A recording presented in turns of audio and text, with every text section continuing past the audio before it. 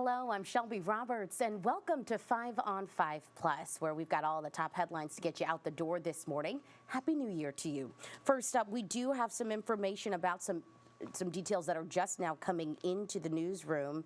This man, a man has been arrested after someone inside of a passing car was shooting at a group of people in North Charleston. This information coming in just about 30 minutes ago. The suspect, 20-year-old Michael Wilson Miller, is charged with failure to stop, leaving the scene of an accident with injuries, resisting arrest, and assault on a police canine, and assault and battery in the first degree. Now, this is what we know about this so far. Just before 9 Sunday night, North Charleston police responded to that shots fired call at the corner of Attaway and Sumner, and police tried to do a traffic stop, we're told, but the driver didn't stop, leading to a chase. At the intersection of East Dolphin and Attaway, investigators say Wilson Miller made a U-turn and rammed into an officer's car. A canine officer caught Wilson Miller after a foot chase, and he's now being held at the Al Cannon Detention Center. We now know the name of a man killed in a car versus train crash over the weekend. The Dorchester County Coroner's Office tells us 33-year-old Joel Nicholas Gonzalez died Saturday around 7:45 p.m. near Highway 78 and Fabricator Street. This after the car that Gonzalez was a passenger in hit a train that was crossing over a spur line. Deputies say 2 other people were hurt in that crash. They also tell us at that intersection between the railroad tracks and the highway, there's no safety bar to block cars from going through, but we're told there are lights which were believed to be flashing during that crash. The Dorchester County Sheriff's Office tells us a man was arrested in connection to 2 vehicle fires at a concrete company.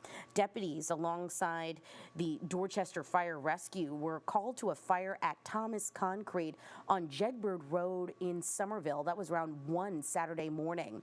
Now, at the scene, they found 2 trucks on fire, one of which had an out-of-place gas cap.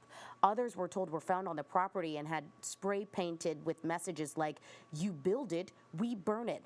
Now, this is the man that officials say is responsible. Deputies tell us Seth Spigner was arrested in connection to that incident and is facing second-degree arson charges. Video surveillance shows a man who authorities do believe is Spigner was entering the property around midnight, messing with those gas caps and setting the fires. Spigner is being held in the Dorchester County Detention Center, and yesterday his bond was set at $25,000. South Carolina Highway Patrol is investigating a crash that left 1 person dead and another person hurt. Troopers tell us that crash happened around 9:25 Saturday night on Highway 176 near Jedburgh Road, which is about 5 miles north of Somerville. They say a van was headed east when it hit 2 pedestrians. One of the victims did die at the scene and the other was taken to the hospital. The Berkeley County Coroner's Office has not yet released the name of the person killed, and the condition of the other pedestrian is still unclear. Both occupants of that car, we're told, were not hurt. Well, it is the first day of 2024, and we've got some good weather coming our way. First Alert meteorologist Joey Sovine is joining us now to tell us what we can expect if you've got any plans for the new year.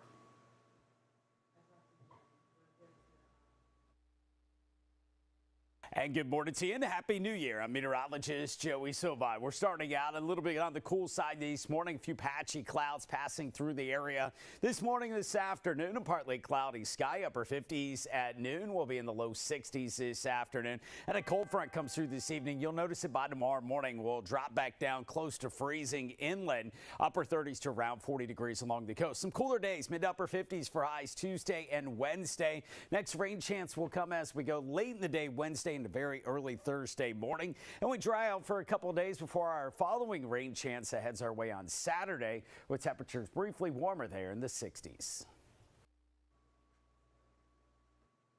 All right, Joey, thank you so much. There are a few events that are taking place if you're interested in celebrating the new year today. First up, we've got the City of Charleston's Emancipation Proclamation Parade, and that is happening today. The parade is held to celebrate the signing of the Emancipation Proclamation on January 1st 1863 by President Abraham Lincoln, that document declaring enslaved people free. Today's parade will start at Burke High School at 11 this morning. It'll go to Gatzenboro Park. At that park, there will be remarks from community leaders as well as food and entertainment. The International African American Museum and several other groups are also set to participate.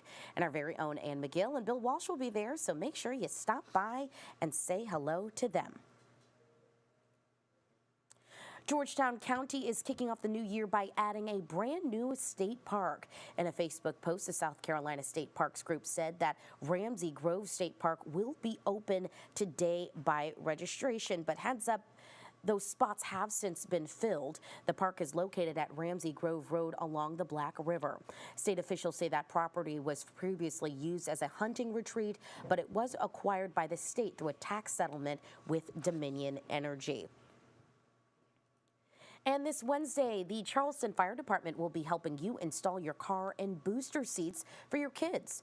Appointments are available from 8:30 a.m. to 11:30 a.m. at the Johns Island Regional Library. Car seat techs will make sure those seats are properly installed, and they'll also make sure that they're the correct sizes for your children. We've got a link to sign up at live5news.com under the big red box. Heads up, you do have to bring your own seat with you. Well, thanks so much for joining us on 5 on 5 Plus. Again, we've got a lot more on live5news.com. I'm Shelbey Roberts, and Happy New Year to you.